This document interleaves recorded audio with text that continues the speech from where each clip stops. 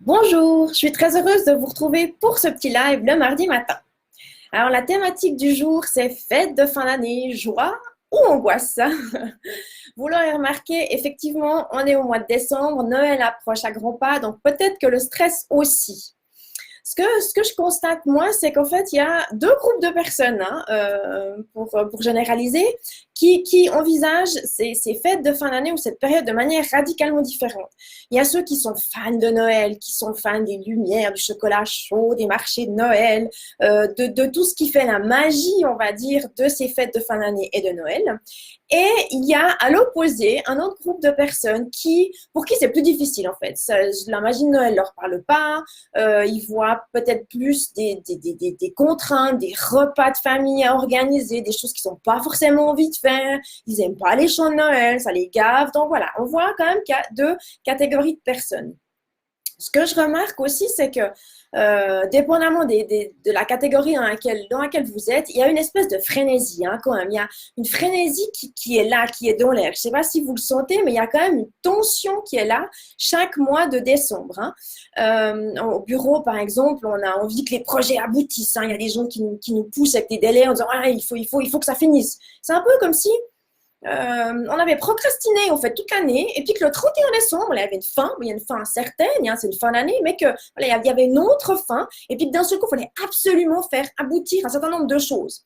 Donc, quand on a un délai aussi serré, qu'on se met, qui est réel ou pas, qui est mis, qu'on se met nous-mêmes parfois, eh bien, il y a de la pression qui va avec. Donc, c'est pas forcément très agréable, cette pression de terminer des choses, plus d'organiser, en fait, toutes les fêtes de Noël, les repas, les fêtes en famille, les partages, etc.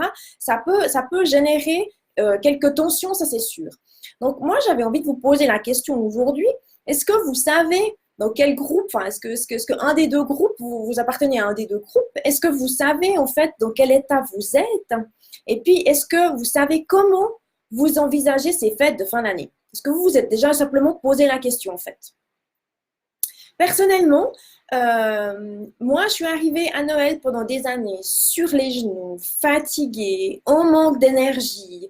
Qu'est-ce que j'avais marqué encore? Ouais, malade, ah oui, ça aussi. Quand on a par exemple des vacances qui approchent, on met le turbo, on a envie de faire encore plus de choses parce qu'on sait qu'on va être absente une semaine ou quelques jours ou 2 semaines. Et puis d'un seul coup, quand on lâche vraiment, on se dit, bah tiens, ça c'est vendredi, paf, on est en général malade. On a un rhume, mal à la gorge, mal à la tête, bref, le corps décompresse complètement et d'un seul coup, ça peut être assez violent. Donc malade, évidemment stressé. Moi, j'étais très dans la maîtrise, l'organisation, planification. Donc il fallait que tout soit nickel pour les repas, les cadeaux, le sapin de Noël. Enfin bref, tout ce qui faisait la magie entre guillemets de Noël. Et puis en fait, finalement, j'arrivais quand même assez frustrée quand on était à l'heure des repas, parce que j'étais crevée, en fait. J'étais simplement fatiguée et j'avais carrément plus de plaisir à être là, en fait. Je me disais, ben, je suis juste fatiguée, voilà, c'est fait, enfin, mais j'avais pas le plaisir du partage. Donc, fort de cette expérience-là, aujourd'hui, je vous propose un accompagnement de 2 heures pour faire un petit point de situation. Je me suis rendu compte que voilà, j'en avais marre d'avoir des schémas répétitifs. Chaque mois de décembre, année après année, se passait de la même façon. Donc, j'ai mis en place un certain nombre de choses qui font qu'aujourd'hui, je n'envisage plus décembre de la même façon. Je ressens toujours la frénésie autour de moi, mais par contre, j'ai mis en place un certain nombre de choses qui me permettent de lâcher prise. Donc voilà, je lâche prise sur l'organisation, sur les attentes des uns, des autres, de la belle famille, peut-être de vos frères, de vos soeurs, de vos parents, etc. Sur aussi vos habitudes et puis sur les croyances qu'on a par rapport à Noël. Il faut on doit avoir un sapin, un tel, il a besoin d'avoir tel cadeau.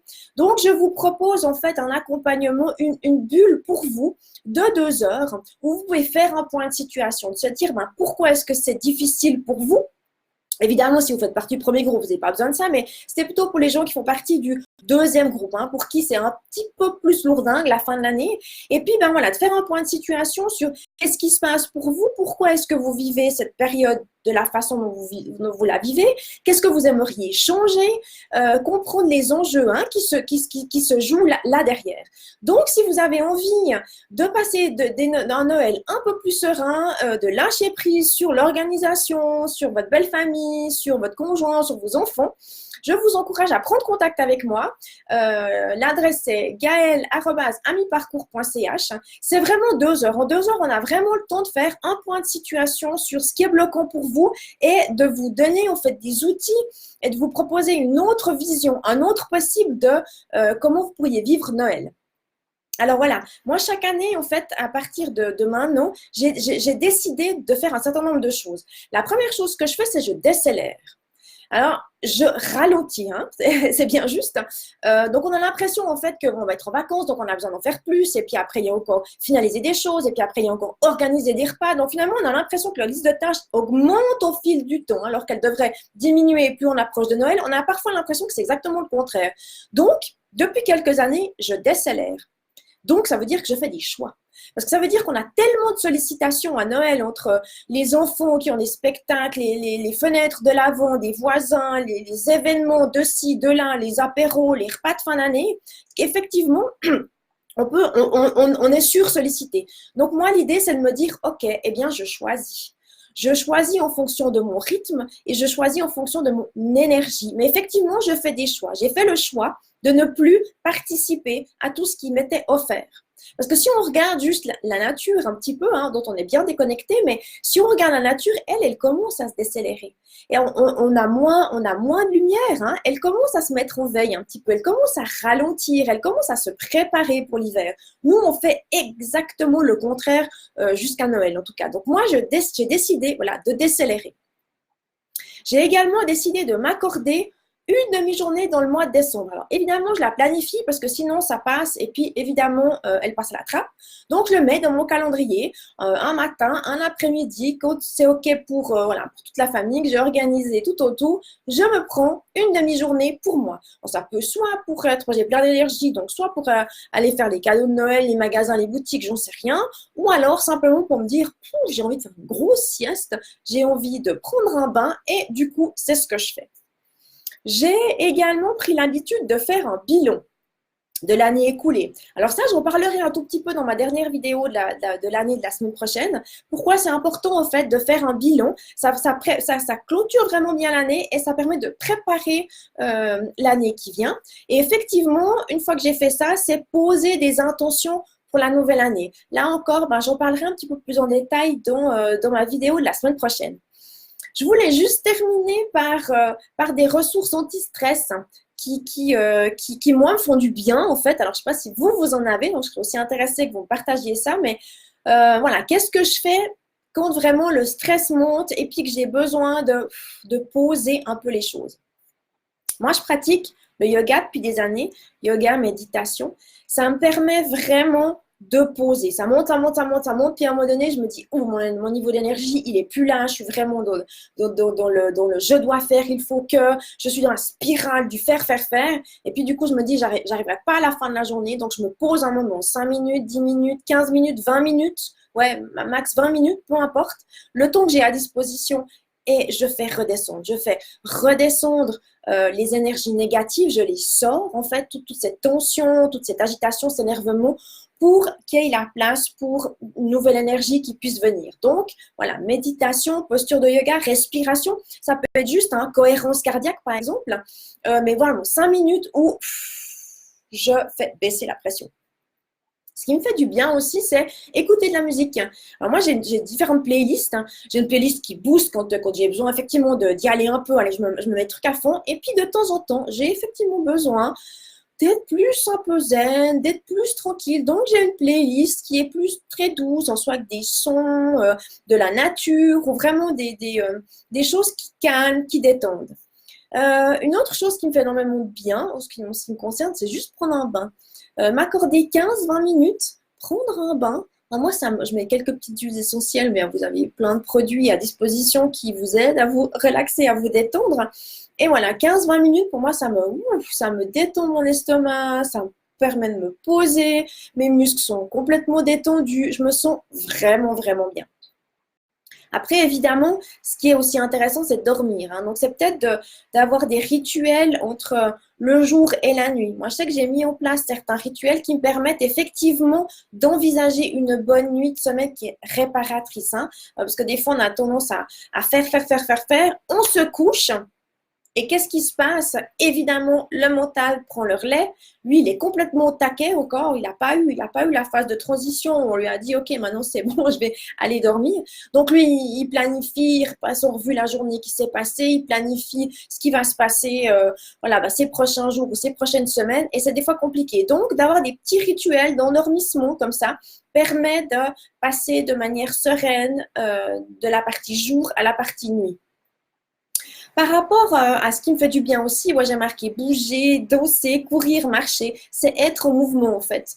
J'aime bien écouter de la musique, j'aime bien aussi ben, de temps en temps voilà, bouger, marcher, ça me fait du bien. Alors c'est vrai que des fois j'ai eu les réflexions de gens qui me disaient ouais, il fait pas bon, j'ai pas envie de sortir. Alors oui, c'est vrai, j'entends ça, mais c'est vrai que ces derniers temps je l'ai fait, alors, évidemment bonnet, chargan, etc.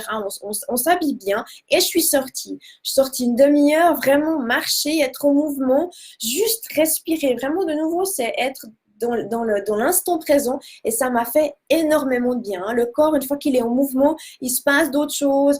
De nouveau, c'est l'idée de poser un peu, d'évacuer ce qui est un petit peu, enfin, ce qui relève de la tension, des choses comme ça, et puis de laisser l'air frais arriver et de reposer. Ça me fait énormément de bien. Après, il y a effectivement, je sais pas, parler avec son conjoint, une amie, se faire une sortie, peut-être une sortie cinéma ou juste un café. En fait, on a peut-être juste le temps à un moment donné de boire un café. C'est de le prendre, de nouveau d'avoir ces petites bulles, ces petits temps de pause en fait. Je sais aussi qu'il y a des clientes qui adorent en fait tout ce qui est manuel, hein, peinture, dessiner, bricoler, tricoter. Bref, faire une activité créative permet aussi de mettre le mental sur pause et d'être vraiment dans l'instant présent. Donc ça, c'est des trucs et astuces, voilà, anti-stress, qui prennent un tout petit peu de temps ou un peu plus de temps à voir ce que vous avez à disposition, mais qui permettent de lâcher la pression. Donc voilà, encore une fois, si vous êtes intéressé par avoir un accompagnement de 2 heures, contactez-moi à l'adresse email gaël@amiparcours.ch pour prendre un rendez-vous ou pour poser des questions un petit peu plus en détail sur si c'est pour vous et puis qu'est-ce que vous pouvez attendre de cet accompagnement-là. Et puis sinon, ben moi, je vous souhaite une lumineuse semaine. Essayez de gérer un petit peu cette frénésie ambiante. Et puis, ben, la semaine prochaine, voilà, ce sera plutôt faire un bilan, quelles questions se poser pour faire un bilan constructif et puis quelles intentions poser pour la nouvelle année, hein, nouvelle année, mais nouvelle décennie également. Donc voilà, eh bien, une lumineuse semaine, une belle journée, à la semaine prochaine. Ciao!